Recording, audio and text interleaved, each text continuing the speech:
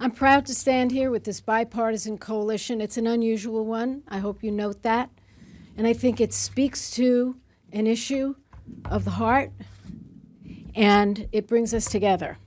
And Senator Gillibrand, speaking of heart, you have really led us in the right direction here, and we're so grateful.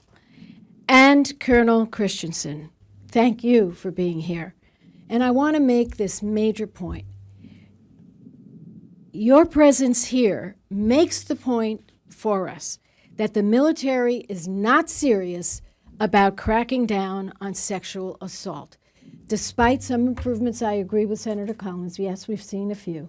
But the basic truth remains, they really continue to brush this off. As Senator Collins said, she learned so many years ago.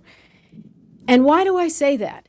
It is because this is a man who did crack down on sexual assault in the military, and what was his reward?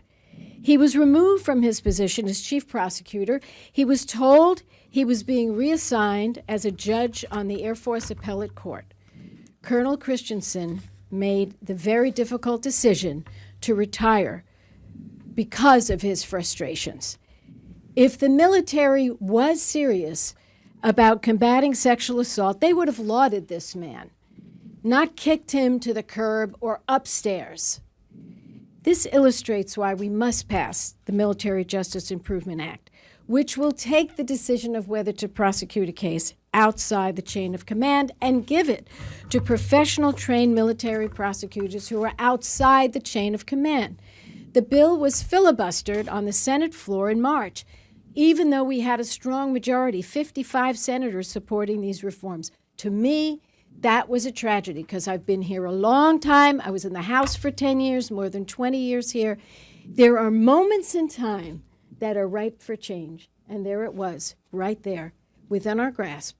And it didn't happen. And what's the result? We see people like this losing their job where they could really help. I'll close with this. Yes, there were some good, very good reforms passed in the defense bill. One of them I was involved with Senator Graham was changing Article 32 proceedings. And the military had until the end of this month to get this right. You know, I have to say, they haven't done it yet. They're going to do what they say. They are going to do what they say. And from what we know, they've issued the first draft of the regulations. The point is, if they really cared about it, why do they wait until the last second to put these reforms in place? All we said was, do these preliminary hearings the way they're done in civilian court. Don't ask these ridiculous questions to the victims. Don't harass the victims.